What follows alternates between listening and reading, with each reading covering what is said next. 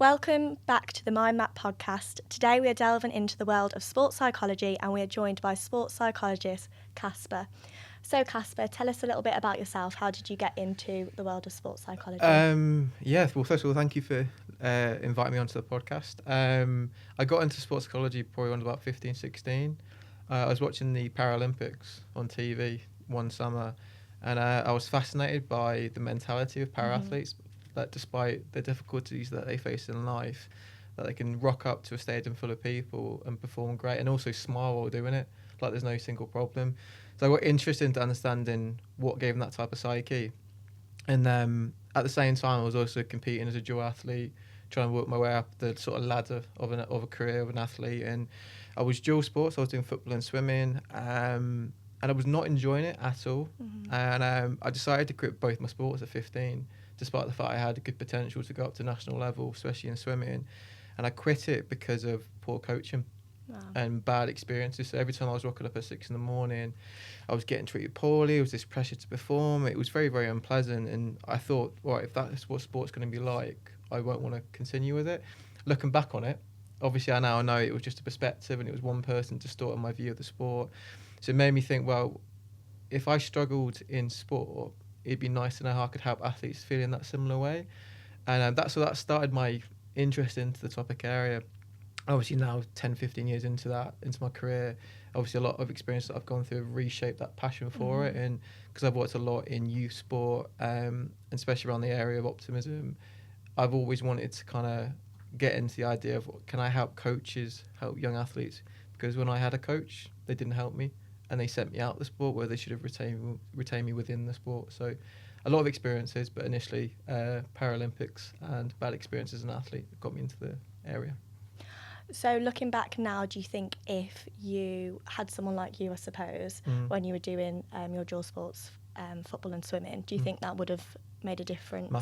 Massively. I know everyone could say, well, you had your parents there, but at the time, my perspective was my parents didn't understand what I was going through because they couldn't see it. They only saw the performances. They would drop me at training and pick me up at the end of it, and I didn't feel comfortable sharing it. And I was the type of person as well that was quite introverted, and I didn't know how to express what I was feeling. So if I had someone just to help me find the words to share my feelings, and most importantly make sense of the fact that what I was going through was a temporary thing, and if the coaches were to change, or if I was to change to a different club, I could have continued within the sport and most importantly remain passionate, but I lost my fire in the belly because of those bad experiences. And do you think that fire is important for athletes to be able to perform? It's crucial. It's good and bad, because when you're passionate you want to give everything to the sport and invest every single second of the day doing it. So it's very important to be able to manage those kind of drives to be the better version of yourself. But if you've got no drive, you won't feel any satisfaction in what you do. So in the long run you will walk away from it because it's not rewarding. Yeah. And what is kind of the aim? I'm just saying this because I don't have much knowledge about sports psychology, but what kind of principles do you look at within, say if you're working with an athlete, what will you look at initially when you meet them? I mean, for me, it's actually getting to know what generally makes them feel good first. There's a phrase that I use all the time with young players that I say, if you feel good, you play good. So that's the goal, is to get them feeling happy first. So in any initial meeting, it'd be looking to explore a time when they felt good, because they're there because normally a coach has sent them to me because they're not doing very, very well, and they're already dreading having that conversation. So to try and open them up into that problem, start off with re-exploring a time when life was good and understanding why that is, because then that'll give you principles to try and go, well, can we achieve that again? Is it easy to achieve? So then they realise that sport isn't all bad, and there may be something that they can restart to refine that happiness. So that's a first point of call that I do. Secondly, trying to understand from their perspective kind of what success is defined as, or what potential is defined as, because they get told the whole of their life, this is what you should be, this is what you should become. But when you become a teenager, you naturally start exploring who you want to be, and sometimes they don't have the answers. So I try to guide them on that and try to find what that success is and constantly work towards that target in mind. Interesting. And do you think that all athletes should have some input from sports psychology? It's a difficult one. I mean, I would always say yes, because I'm going to be biased, and everyone that I've chatted to, generally they come out of that relationship with something positive from it, whether it be a 5-minute conversation or several sessions. I think sports college or psychology in general helps you discover things that you may not be aware. And as humans, we're social, so we need people to help us better understand ourselves. So I think everyone could benefit from it. And more importantly, people don't always go into it because they feel it's looking at problems. But a big part of my psychology is strengthening what we do well, which can act as a buffer against the things that we're weak at. So for me, if that's the case, psychology can always benefit you because we want to only enhance your lifestyle and make you feel happier than you currently are. Yeah, okay. Thank you. No worries. So we are going to be exploring the psychological journey that an athlete goes through over 3 different episodes. During this episode, we are going to look at the first part of an athlete's career. So Casper, why is it so important for young athletes to use sports psychology? Because when you're younger, a human being is a lot more mouldable. So if you think about an athlete and the goal is to reach the top level and compete as an adult, deal with those pressures at the youth side, so anything from 5 years up to 18, we want to be crafting and moulding an athlete's mentality in a positive way so they can deal with those pressures. During the youth age, the brain goes through profound changes, and humans are very, very sensitive to the people around us. We learn off them. So as a result, we need to ensure that those people around those young athletes are given the right types of messages. So when they reach adulthood, the development's been positive. Obviously, though, if an athlete doesn't access sports psychology, we can't craft and mould them into a way that they're able to cope with the demands of elite sport once they reach adulthood. So when typically would you start working with a young athlete? It's a difficult question. I mean, if you were to work as part of a team, the youngest I've ever worked with is 8 years old. I'm not saying you can't work with younger athletes, but I think when an athlete is very young, seen say 8 to 10, the brain development it's only early on in its stage of its sort of development, so you can only make so much of an impact.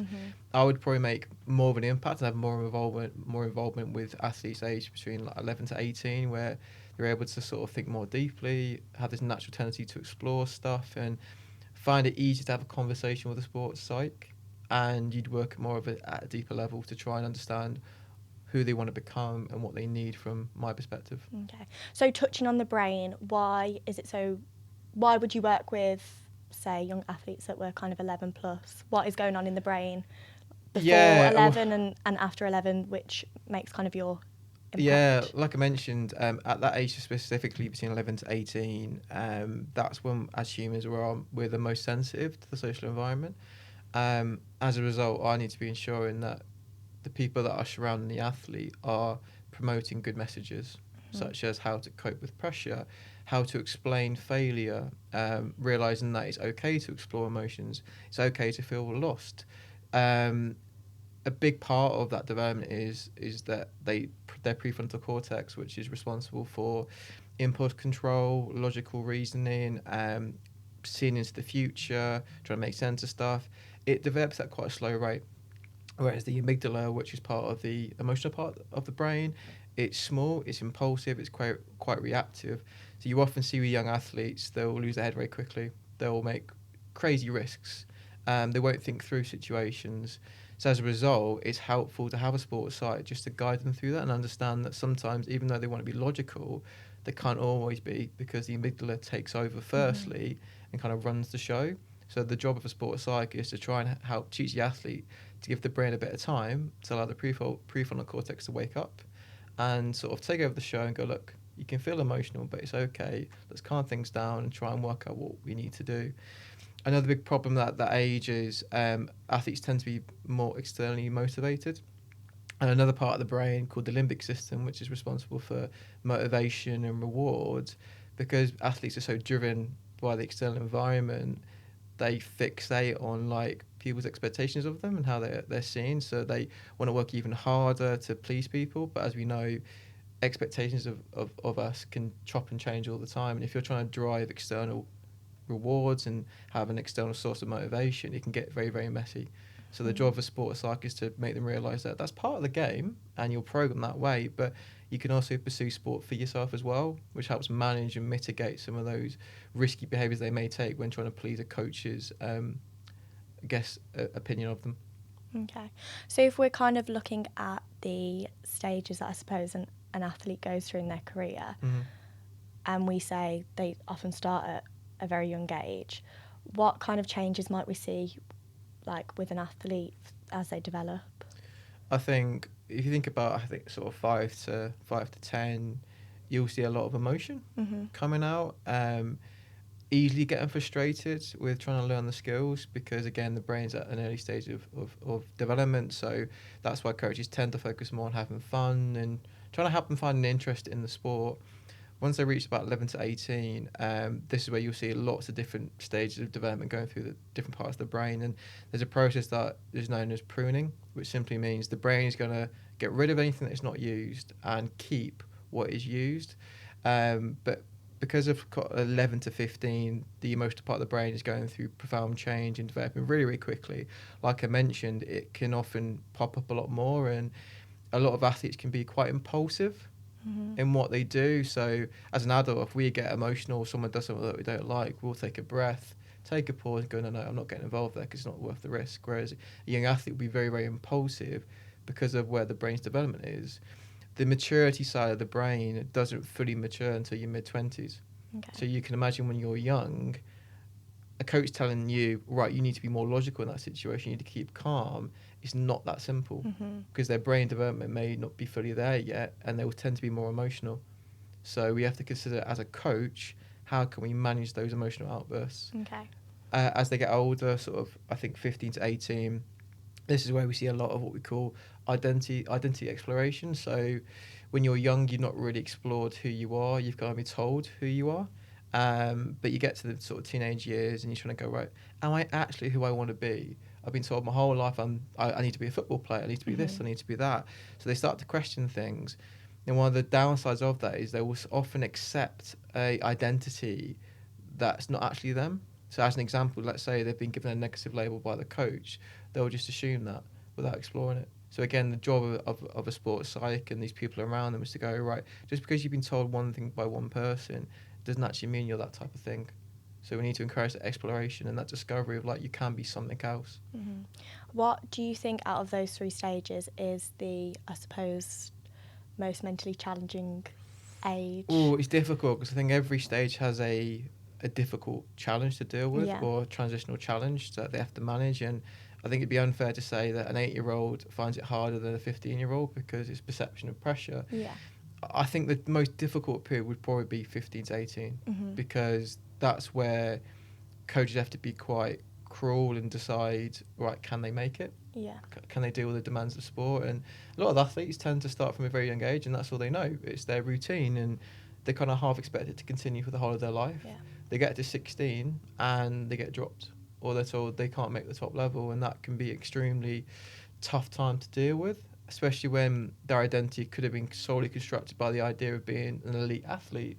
And when that is taken away from them, they can really, really struggle. And I think then trying to find a new journey, a new path to go down that they've never previously explored is really, really difficult. So I would say about 16 onwards. Would you ever work with an athlete, say, that's 16 and has been then, I don't know, told that they're maybe not going to make it to be a professional athlete? Would you ever have any input with those that have left the sport, I suppose? Very commonly, like, if anything, like, we tend to have a bigger involvement at that stage because there's a lot of focus now on the well-being of athletes, and especially in football, like life after sport. Like, if they know that the player isn't going to be transitioning into a scholarship or into the first team, they need to ensure that they have the right support given to the players. And some football clubs nowadays actually offer these players that are released 6 to 8 sessions to help them transition into a new life, or just help them realise that just because they've maybe not succeeded at one club doesn't mean they won't succeed in their career. And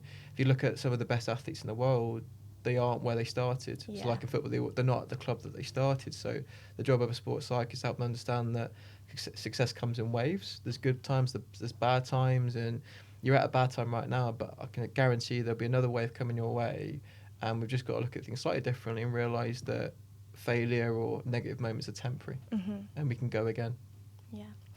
And with the pressure, I suppose, that kind of the 15 plus age group face, how, if they don't have access to that part of their brain, if it's not fully developed yet, how do these athletes kind of deal with pressure? I suppose you've worked with them firsthand, because it seems like it's a lot if that part of their brain is still developing. Yeah, it's a lot for them to kind of have on their shoulders, I suppose. It is, and like I said, in terms of like learning to understand how to regulate those emotions and most importantly express them, it comes down to how they're taught, because they might have not found the words yet, or will have these weird feelings physically that they can't understand. So if a coach or a team that they play for or an organisation they play for has modelled psychological safety and gone, look, it's okay to express things, it's okay to feel lost, they will find it easier to express that and not feel judged. If a coach has then gone, no, you can't cry, no, you can't express them, we haven't got time for that, that's when emotions will get trapped. And I always say that the longer they're trapped, the more destructive they can become. And there's a phrase that I use with young athletes called the dictator, which means if you've allowed negative thoughts to sit there for a long, long time, it will run the show, it will be in charge, and they won't know how to manage them. So a lot of this learning to deal with stuff comes through what they're taught, or having a space to go to express how they're feeling, which through my experience is not every organisation and club is able to provide that, whether it's down to they don't believe in that sort of thing or don't know how to provide it. It's one of the most important things that an athlete needs, is a space to go to where they feel safe and can offload whatever they're feeling.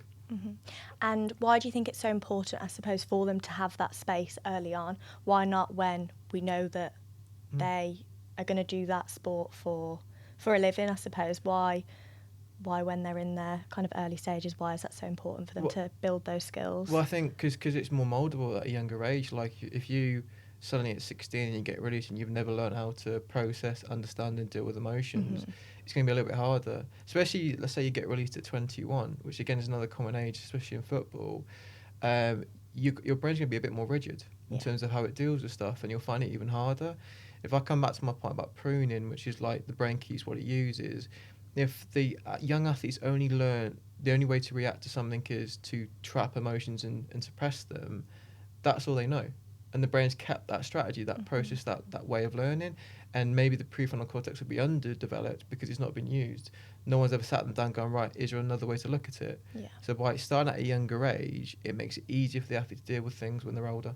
Okay, so it kind of gives them the skills to carry forward into their career. Absolutely. Like, if you're trying to create a new habit, you'd rather learn something new when it's easier, when things are more flexible and the brains develop at a much quicker rate when you're compared to being an adult. Okay. And what have you experienced anyone that kind of hasn't had that support, I suppose, when they're younger and kind of witnessed the outcomes of that? Very commonly. So I also work with youth athletes and also senior athletes, and the athletes I work with now, like ranging anything from 20 to 40, and the ones that are in their 30s that have never had support, when they get dropped or underperform, they tend to catastrophize things a lot worse than the younger athletes because they've never taught things. But I know that at that age it's a lot harder to change how you see things. So in terms of like my involvement with them, it tends to be a longer period of time because I'm having to dig a little bit more, nudge a bit further, take it more slowly. And these older athletes, because they can't understand what's going on, their whole world sort of comes crashing down on them. Whereas if they learn at a young age that, right, sport's just one part of life, and it feels rubbish, but I'm going to say your work's going well or family's nice, they can learn to navigate it more easily, but they've not learnt that. And sometimes this is why you see athletes in their late 20s, early 30s retiring, because sometimes mentally they can't cope because they didn't learn at a young age how to process and understand what they're going through. Yeah, and I suppose thinking back to what you said about identity, if someone has built their whole identity around doing a particular sport and that's kind of taken away for them, I can imagine that the impact of that is exactly. I've lost who I am. Yeah, and when they've connected performance success to who I am for 30 years, I can't expect after 1 hour of a conversation or even 6 conversations that they'll suddenly go, all right, I'm more than just sport. Yeah. Because they've done 30 years of moulding, and I remember doing research years ago that personality tends to sort of stabilise in your 30s. So when they're at like low 30 or early 30s going, right, oh my God, I failed, that means I'm a failure as a person, they're going to find it very difficult to break off that thought process. Okay. So I suppose what is your role? I mean, you've touched on it kind of briefly, but if you were to work with an athlete from when they were 11 to 18, what is your role? Yeah, so if you think about the identity point you mentioned. One of the most important points that I need to get across to young athletes is, even though you're passionate, and that's a real great thing to be praised, and it's a fantastic thing that you're competitive and driven, that you have to have your own boundaries and realise that that strength of yours can also become a problem, and you could become a perfectionist and want to invest everything in it. And when football's good, or a sport that you play is good, life's great, but it's like walking on a tightrope, because when that becomes bad, then you feel overall bad. So my job is to help them understand that there's more than one area of life. Again, you will invest more time into the sport, but it's important to invest other time into other things that you do, whether that be school, relationships, hobbies, because that helps counteract when times get tough within the sport. One of the ways that I typically try to sell that vision to an athlete is by going, look, I know you're going to say to me, I haven't got time for it, but look, let's flip it, right? When you perform, you need to recover physically, don't you? And they go, yeah, absolutely. I can't run all day long. Yeah, right, cool. Same with the brain. The brain needs to rest, and surely you'd want to perform at your optimal level every single performance. And the only way you can do that is by efficiently, fully disconnecting from your sport. How do you do that? And they go, oh, well, I don't know. I haven't got anything. Well, yeah, exactly. So that's why you need to be like a scientist, have an experiment, find an interest. Even if it's just having a nap or playing some games, that allows your brain to detach from something and help normalise what's going through. And by selling that to them, that other areas of life and identity being bigger than just the sport, because you can recover more efficiently, you can have a longer career. And they tend to buy into that vision a bit more once they realise it helps recover quicker and allow them to maintain a high level of success for a longer period of time. I suppose for a lot of young people, it probably is kind of coached them that the body is so important, because the body is what they're using, but it's actually... Yeah. It's the mind. Absolutely. And I always say, like, your body's like a shell. Yeah. It goes off what the brain tells it. And so if you want the body to stay functioning well and staying fit, you got to take care of the control panel. And I've worked with a lot of athletes, and they'll come off and go, why am I fatiguing so quickly? And I'll be going, well, probably because your brain's not in a good space, or you're feeling quite stressed out. So if you can relax that, you'll relax the body, and then you'll feel less fatigued. So that, again, that's why detaching from your sport is so important, because the mind and body are connected. One can't be one can't be positive, one can't be negative. They follow each other. They work in line with each other. So you've got to take care of both. Is there anything, I'm just thinking about when we spoke about pressure and detaching the brain, is there any kind of research or anything to do with, I suppose, stress levels or the impact of like cortisol in young athletes? I'm just thinking that they probably experience they'll get week out. They'll get spikes, like intensive spikes, and again, that'll be points where they'll be. I've had these chats with athletes before, going, I'm feeling really negative, but I can't put my finger on why. And again, this comes down to the psychoeducation, going, look, because your development psychologically, but also physically, you're going to have these hormone spikes, which again is going to make you feel like something's bad. But remember, feelings are just feelings, and you don't always have to use them to drive you and use you to make decisions. They can just be feelings, and with time, they will subside. So it's important, especially with young athletes, and when they have these little spikes, and they will feel it physically, like the heart's racing, they feel intense, just to shake it out a little bit, stretch the body out, do a bit of breathing, just calm down the body, because at that moment cortisol's, like you said, running through the body. It's running the show, which isn't helping you. So if you can just relax the body and calm it down, that can help you deal with that cortisol spike and feel calmer afterwards. So I suppose there is kind of a lot of psychoeducation into what is going on for them in there. Why am I feeling this? Why is this going on? Because there's going to be many times where you feel really lost and confused. So if you realise that even feeling confused is a normal part of that development, the impact of when you're confused isn't as severe, because you're kind of half expecting it. And I suppose that people probably don't talk about that aspect of it, the being confused and like all these kind of negative emotions that come with it. And as a young person, thinking, oh, is it normal that I feel like this? Does everyone else feel like this? And because a lot of I've seen in the sport, like when you get to like your teenage years, coaches kind of half sell this vision that athletes should sort of know what they're about, what they need to do to achieve success, where they're going. And often or not, we don't have those questions. Even when you're 18, you don't. Even when as an adult, you can be lost and confused. But junior teenage years, especially, you're often more confused than having clarity in what you're doing in life. So if you can tell an athlete that's normal and it's okay, most importantly, it's okay to feel that, they won't fight it, they won't suppress it, because they realise it's just a moment. Yeah, and I think it's normalising that, because I'm just thinking back to when I was younger. It's like, for example, not sports related, but picking your A levels, going to university. People don't know what they want to do, even in their 20s. So why should a 14, 15-year-old Yeah.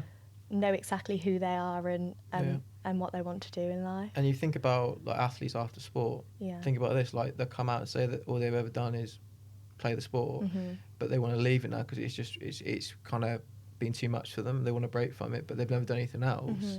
That's when they'll feel lost and confused. Yeah. And that's why, again, it's just so important to tell athletes to question themselves and to reflect. When you question yourselves, it can be uncomfortable, but that's so important, because it gives yourself the opportunity to explore who you actually want to be. Because when you're younger, because you can't explore it yet, you're told what you think you should be. Yeah. And if you never challenge it when you're older, you may feel it when you're older like a bit of like a fraud, going, this doesn't feel right, but I don't know why. Because maybe you've never explored that you don't want to be a footballer anymore, you don't want to be a swimmer, you may want to have a different career, but everyone around you's told you that it's good for you. Yeah. And you've just accepted it. And I suppose that comes back to your work with young athletes, like around identity. What else brings them joy? What else makes them happy? And having those things. So when that does come to an end, whatever kind of age that is, if it's 16, if it's 18, if it's 21, if it's late 30s, that they have things outside of that make them happy and fulfill them. Sometimes it's playing, like I call it, you playing tennis with young athletes, because they've been told that time's very, very important for development. So that meant that lesson or that message is, right, if time's important for my development and my speed of progression, I need to put everything into training. And when I go to them, right, you need to give some time to this, or have a break, or do your schoolwork, or go see your friends, they'll go, well, yeah, but that means time away from my training. And it's like playing this. You have to try and convince them, look, I appreciate you need to put time into, that's what you've been told, but think about being productive over being busy. Because if you're tired all the time in training, you will progress more slowly. Whereas if you give time to other stuff and relax and recharge, when you come back to training, you'll be more efficient and your training will be high quality. So when they buy into that, they then go, right, I can relax a little bit now. Same with like revising for exams. Yeah. You'll cram, but you're probably going to remember 20% of it. Whereas if you're a bit more efficient, take it steady, take breaks from it, you'll be more efficient in what you do, and most importantly, progress more quickly. And I suppose you have touched on what you do with the athletes themselves. Would you work alongside coaches? Yeah, and if anything, like in terms of my role as a psych with youth athletes, I would prefer to spend more time with the coaches than with the players. Because a lot of the research, because a lot of my PhD is focused on how coaches help support the development of optimism in youth athletes. Okay. Because at that age, interventions, if you want intervention to be effective, it should be focused more on the environmental side as opposed to psychoeducation. And the one that creates the environment in which the athletes train in is the coach. Yeah. So that's where a lot of my work is around education. So like, you want to create an environment where they feel empowered, they are grateful for what they have, they feel safe to be who they want to be. But again, a coach may believe in that, but may not know how to create it. You need to give athletes autonomy and choice in what they do. You want to help them understand why they're there. But if the coaches don't know how to do that, they can't create the environment for the athlete to thrive. So I always put a lot of work into that side. So if coaches feel competent, they know how to create a thriving environment, the athletes will thrive as well. And how does a coach or a team behind an athlete, how do they create that environment? What do they? Yeah, so there's a few things. So like, again, there's when you look at psychology, you'd always say there's probably 101 different ways you can operate. But some of the things that I'm big on is when athletes are going through that adolescence phase, trying to give them some level of autonomy. So that, whether that be the way they reflect after a game, deciding having choice in a scenario-based activity during training. Because obviously coaches want athletes to think for themselves, but if they never get the opportunity to experiment and try to think for themselves, they would never develop that skill. So in training, like there's a term we use called scaffolding. So you give an athlete a scenario to work through, and you'll say clever phrases. So like, remember when you were in this, you tried this before. Is it worth trying again? So what the athlete will do, they will then try that again. You praise their character. So as a human being, you're resilient, you're hard work, and try and use them in these scenarios. So if they have a bit of choice, they feel empowered. Praise is good. I think that's a big thing with coaches. but praising specific things that they do well, like the actions that they take, because a lot of players switch off quickly after getting praised too much, and if they don't know what they're getting praised for, they get lost. Yeah, and I suppose it starts with kind of that praise is someone's just done something there and then before moving to more like kind of abstract praise, because then it feels like, okay, he is or she is praising me for. Absolutely. So I've got this little rule. Again, it doesn't always have to be so sort of black and white, but I say when you want to praise something with a young player, praise their character if you can do. So like them as a person, they worked hard, they were resilient, they were open-minded. When they make a mistake or a problem is created, try and localise it. Right, specifically, what do they do in terms of the action, not the character? But sometimes a coach can get easily caught up in the language and go, right, you did this wrong. So they are criticising the whole character, so the athlete will take it more personally. Whereas if you go, right, that action that you did today was poor, it hurts them, but it's easier to process. So the way you say it and what you focus on is really, really important. Because athletes will take it a lot deeper. As a coach, you may not realise that you've said that, but then you'll probably see that in their body language.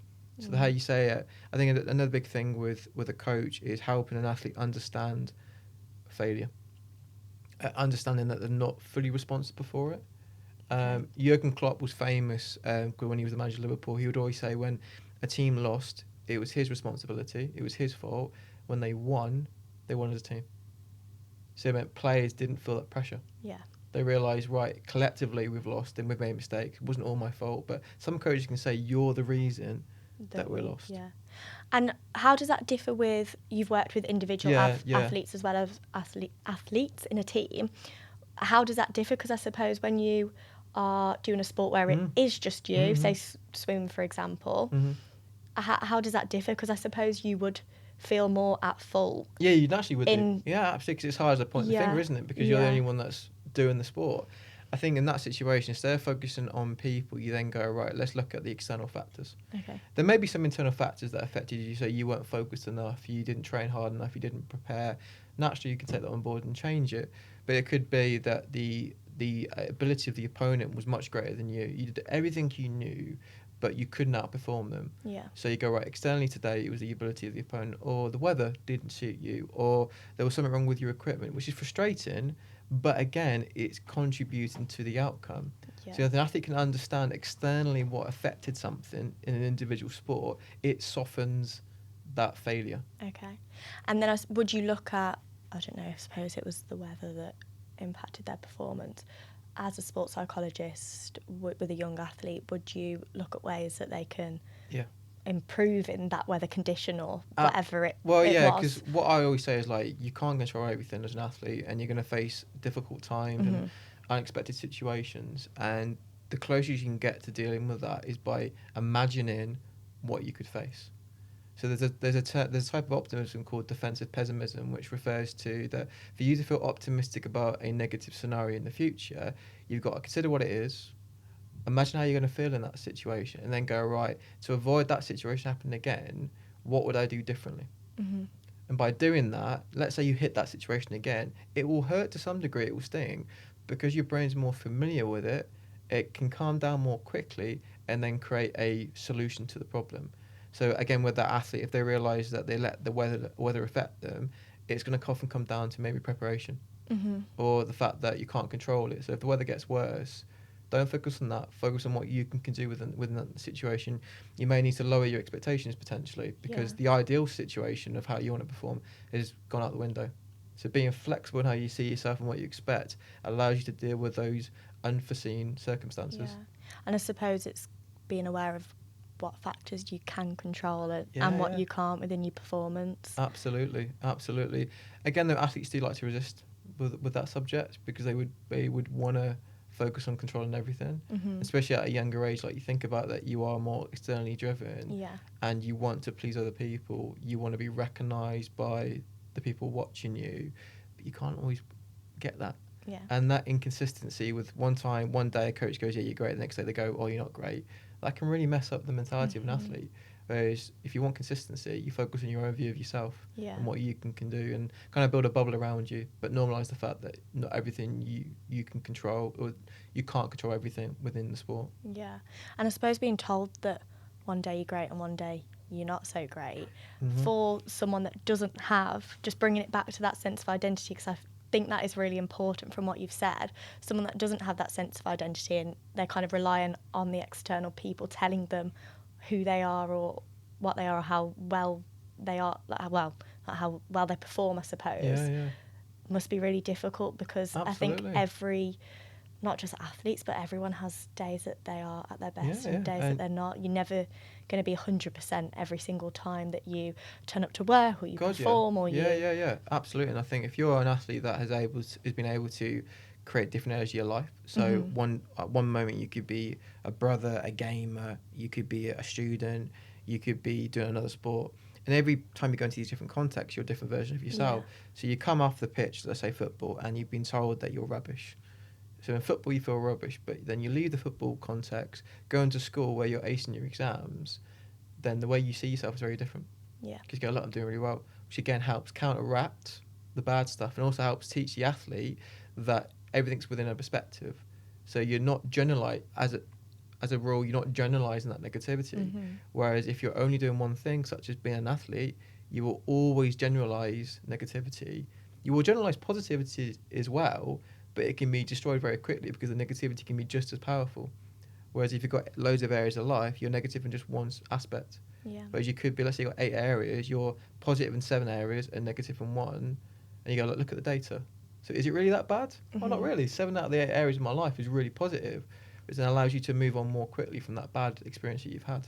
I suppose that kind of highlights to me as well the importance of having sports psychology influence in whether it's to the coaches or to the athlete, because a lot of young people wouldn't necessarily have the ability to do that. No, they wouldn't. Because again, if you think the brain development, think back to it, like at that point, you're the most sensitive to your social environment in your lifetime at that point. And I'm not saying you have to be a sports psychologist to make an impact. All I'm saying is that age group conversations are super important. Yeah, and being aware of the impact of those conversations, I suppose. Yeah, but then the awareness comes through the people you're talking to. So they have to be, as an adult, you have to go, have you realised today that you did this to contribute to success? Because think about the brain as well at that age, also in life in general, we have a negative bias. So if you ask an athlete, tell me 3 things you did wrong, they'll be like, bam, bam, bam, really quickly. Tell me 3 things you did right, it's slower. So again, the more times that someone speaks to the athlete about what they're good at, it builds that awareness, helps balance the emotional perspective of the brain, and allows them as well to work upon the things that they're good at. So Casper, you highlighted that the most difficult period of a young athlete's career is predominantly 16 to 18 or 16 to 20. What else is kind of going on for an athlete during that time of their life? Yeah, I think, every age group, there's always a transitional challenge they have to deal with. So throughout the whole of the career, they have to manage investment with school versus investment in training. But at 16 especially, you suddenly get teachers and schools in general just ask them, right, where's the next step? Where are you going? Is it university? Is it college? Is it an apprenticeship? And those young athletes would go, well, no, none of them, because I strongly believe I will be an elite athlete and I don't want to invest time in it. But because you've got pressure from the teachers, who obviously will come from a different perspective, they might not necessarily appreciate what sport's like or understand it. Yeah. Parents may also believe that success in life is not through sport, it's through a career. So you've got parents, teachers and your coaches all going, right, what's the next big step? So psychologically, that is a huge amount to process and deal with. Yeah, it's a lot of pressure. And when you bear in mind, it's naturally easy to be confused at that stage, even with just understanding how you're performing and making sense of your emotions. Having that sudden pressure of like, in theory, I may not make it as an athlete. Also, well, because I've not invested in school. I'm 16. My grades are poor. I might not get to uni, and then I've not invested time in life, hobbies, and interests. That can also make them feel very, very pessimistic. And also, as well, athletes and the pressure constantly from coaches going, look, you have to do something. But at the same point, your life could end in sport at this point. That is so overwhelming. And I think as well, 15, 16, if an athlete was to get injured, it has a bigger impact on their long-term development. obviously physically, but because they go through that developmental stage. But let's say an athlete gets an ACL injury and they're out for 9 to 12 months at 16, 17, where players can get scholarships because they've not played for a year. They may miss that opportunity. They come back at 18 and they've missed it. Yeah, they're a year behind. Yeah, they're a year behind for one in terms of development, and secondly, the body may not be where it was previously, and because they missed the boat, that can be so hard to deal with because it wasn't their fault. So I think that's a big one. But yeah, so injuries, next steps in terms of life in sport or life out of sport, but pressure from the people around us. Yeah. Whereas realistically, you should be giving them space. Going, like, I know it's difficult to decide what you want to do, but it's okay not to have the answers. And I bet a lot of different professions, so teachers, coaches, they probably all have different ideas of what is best for that young person, and that kind of conflict in hearing, absolutely, you need to do this, but you need to do this, absolutely, but you should do this. Especially if as well, like I say, you've got a teacher, your parents and the coach, and you trust all of them, so you value their opinions, but they're all saying very different things, so there's this conflict of interests. But most importantly, no one ever asks, well, it's not as common, they don't ask the athlete, well, what do you actually want? What do you value? And it's very common for the athletes to do what they think needs to be done from the adults around them. Again, it comes back, there's a term, what we call identity foreclosure, which is not exploring who you want to be, what you want, because you're allowing external environment and the people around you to tell you what you think you should be. So having to battle with that as well and go to your parents at 16 and go, look, I hear what you're saying, but I believe this is what I should be doing. They can be told, you're still a kid. You don't know what you know. You haven't gone through life. You don't need to have it all figured out. Yeah, so let us tell you what to do. But that's good and bad. Yeah. So I think it's a difficult one. The one biggest thing I didn't mention in terms of challenges is actually the demands of playing at the elite level. Because there's a lot of athletes that can do amazingly at youth, smash it to bits and do fantastic. Suddenly you get up to senior level, where it's a lot harder physically, psychologically, emotionally, logistically, all these different things, and they struggle to cope. It's a massive jump because you when you're in the youth, you're naturally supported more. When you're an adult, everything's your competition. Yeah. And people can be more negative, and their goal is to knock you off your perch. You're expected to have it all together. Yeah, absolutely. Not always. And when you think about the brain's development doesn't always finish until mid-20s, that's a hard thing to deal with. And players have also got to find the money. They lose access to things. So I've seen a lot of sports that I work in. It's natural to see psychs up until the age or working with youth athletes, but at a senior level, it's less common, which is bonkers in my head because the demands are higher. So you need to give more. Because I always tell athletes, right, here's the demands of a situation. If you want to have the perception you can cope, your resources need to meet those demands. So if the demands are going to increase as an adult, you need to increase what you give to them. Yeah. But if you take it away, it makes it even harder. And it makes it more likely for them to fall away and not stay in the sport. So what can we be doing to support these athletes that have all this demand and yeah, well, part of it will come down to the fact in terms of the lessons that are taught by sports psychology, giving them to them at a younger age. So when they reach adulthood, they have the skills of being open-minded, normalising emotions, knowing how to talk to people, knowing how to reach out for support when they need it. Obviously, clubs and sports financially have to invest in these things, which I know is a difficult thing and it's not always available to them. But we have charitable organisations that are available to athletes, but players didn't always know that. Yeah, I was going to say I did not know that. No, there is charitable organisations that are out there that players can use. There's an organisation called Life After Sport called LAPS, which is specifically focused on psych support for athletes after they retire or they have to leave because they're injured, because they're not being taught that. They don't know where to look. Yeah. And their mentality is they're responsible for everything. But if you do things, or if you work with other people, things become easier. And are these kind of national charities? Some are local, some are national, but there's websites you can go on to that you can find them. If you were to type it in, like support for athletes, loads would pop up, and every day I see more and more and more things. And I see a lot of sports psychs that have been in the industry for a long time even offering free support. So it is out there. It's out there. It's being aware of it and having the right people to guide you to go in the right direction. But again, like I said, a lot of it comes down to the skill.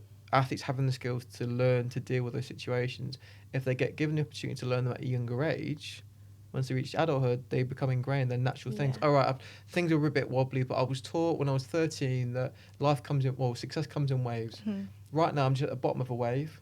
But if I focus on the right thing, I approach the challenges, the wave will go back up and I'll be riding high again. Yeah. Because they've learned that, but if they've not learned that, that's where things are harder. Yeah.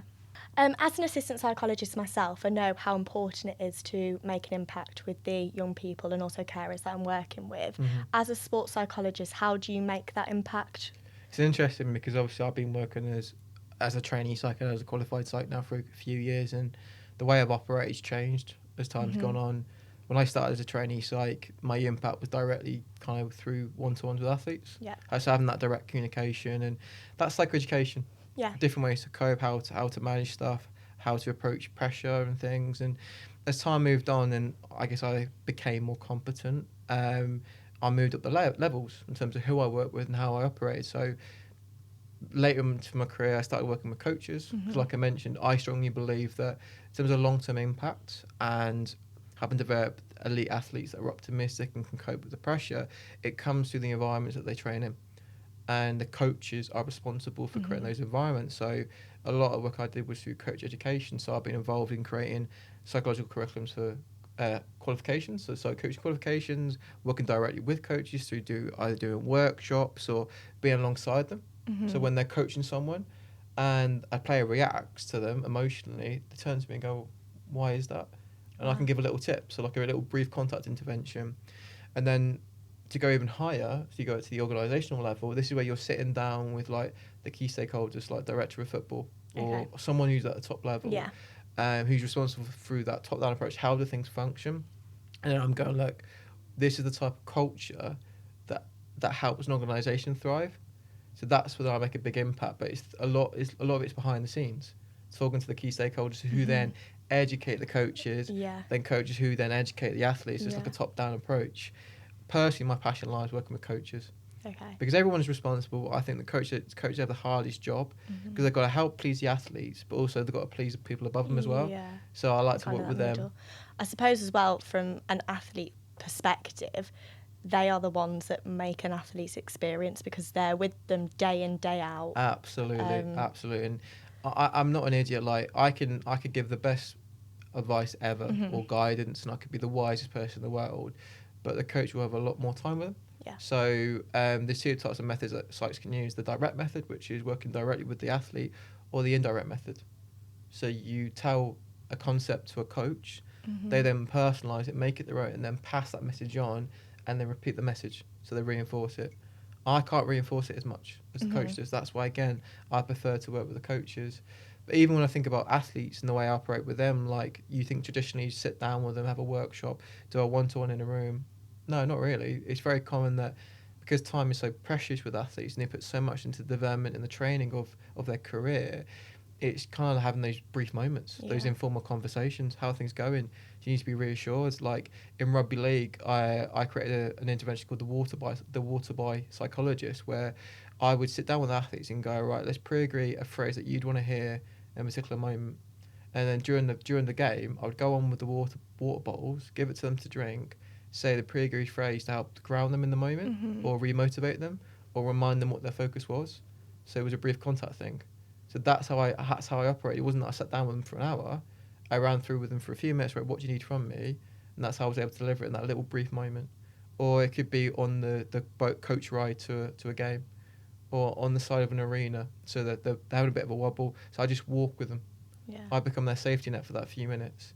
Obviously, for long-term change, it's more helpful to have those regular conversations and have more time, but you don't always have that. Yeah, so it's making an impact, I suppose, where you can, and so those moments that are of importance for that athlete. I guess for me, I've got to be quite assertive. Yeah. I've got to be aware. I've got to be scanning. All right, be an opportunist. All right, there's an opportunity for me. Be solution-focused. Try and remind them what they've already got. Use that in that moment. Sometimes it can be short-term impact, but that sometimes is all I can do. Yeah. It's like I think about like a football player trying to scan in front of him on the pitch. Right, what's the best pass to make? Same as me as a psychologist. Where can I make an opportunity? Where can I make an impact? When can I do it? Yeah. And how can I do it? So you've always got to be on your toes a little bit, which can be draining. But I quite enjoy that. Yeah, because that's what sport's about. Yeah, sports is fast-paced, isn't it? It's fine margins. Yeah. Absolutely. And the walk by psychologist idea was absolutely brilliant because we saw, as coaches, we saw players' shoulders drop Yeah. Because they realise, oh, it's just one moment, and you remind them, all right, that was one bad moment, but there's 60 more moments in the game that you can use to change how you feel within yourself. Yeah. And I suppose that's something as well that coaches can implement. Absolutely. That having those words and having that those moments with players and athletes. Yeah. I mean, every sport's different. Sometimes you might have the opportunity to do it, but I think for me, there's two ways you can operate. Like, you can either go down the route of prevention as a psychologist, so you do all the work the days, weeks, months in advance, and then on the day, you're there just to be a reassurance. You can't give anything new, because the brain is like going through overload. It's so tense in what it's doing, you can't say anything new. Whereas coaches can give new ideas or maybe a few different tactical tweaks, but as a psych, you can't.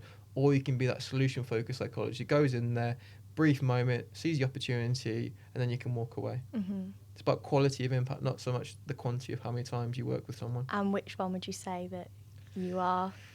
Or both? I'm both, because you have to be both in sport, because like some sports do a fantastic job allowing you the space, time and resources to create long-term change.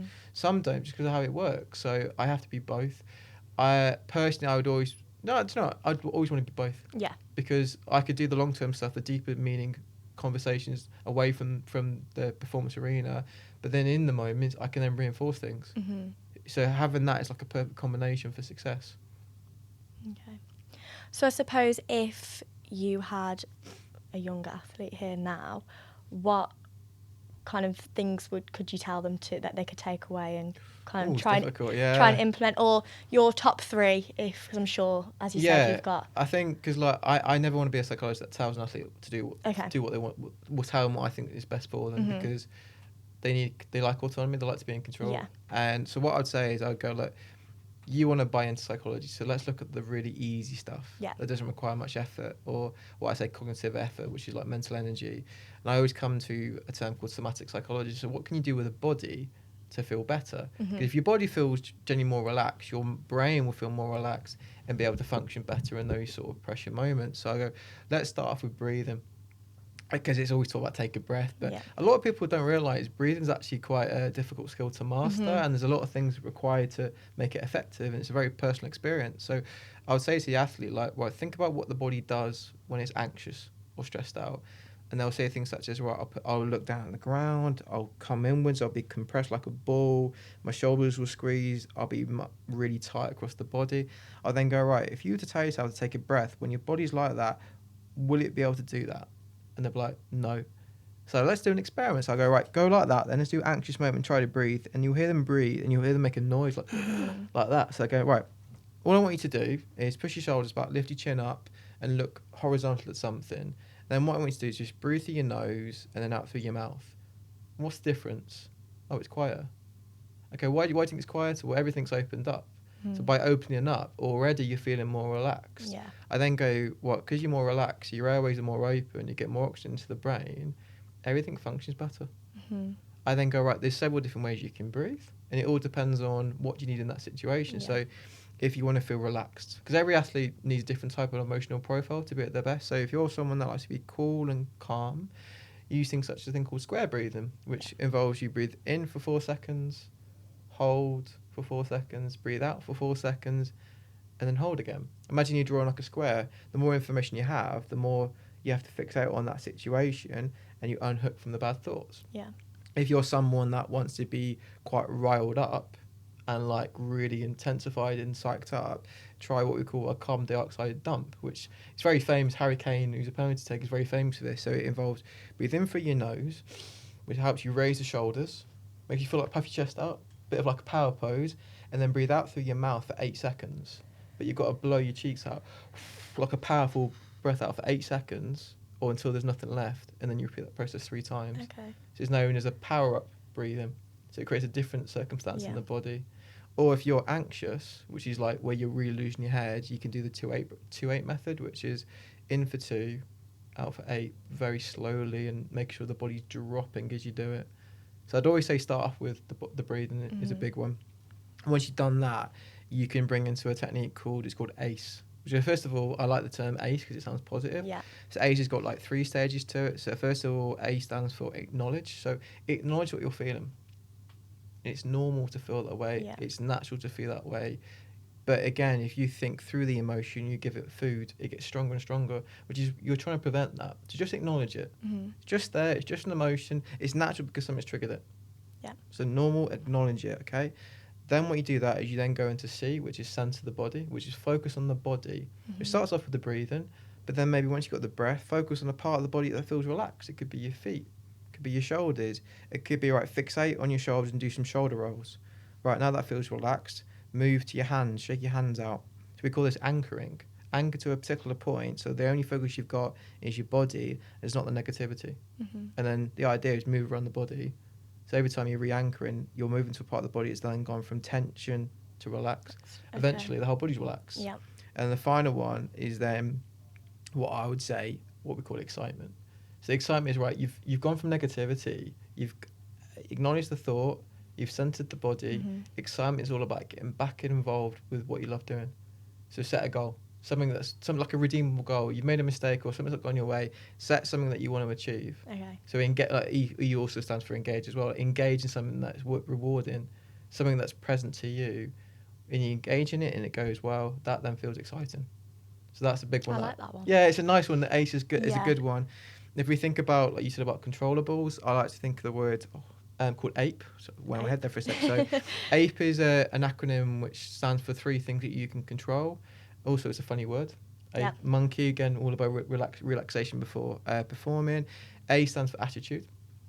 So you can control how you see things, how you view yourself, how you describe yourself, what you focus on. You can choose that. You can manage it. Then you go to P, which is preparation. So the way you prepare affects how you perform. So do all the thinking beforehand through your preparation, feel relaxed, you can then perform. And then E stands for effort. It's quite simply, put everything into it. The more you put into it, generally you'll get something out of it.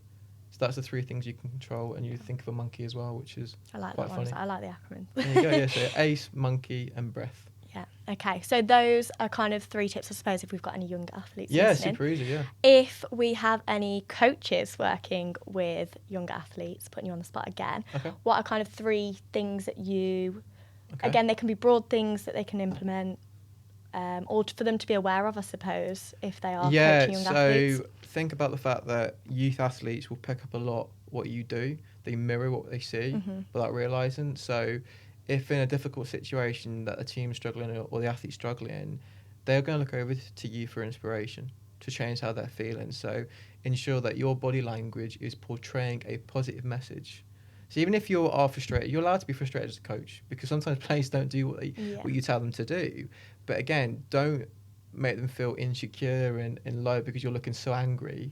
Think about what you're showing. So look relaxed, because ultimately the player needs to be relaxed to re-perform. Because if you look really angry, you make them feel anxious, are they going to perform at their best? So think about what you're portraying is a big one.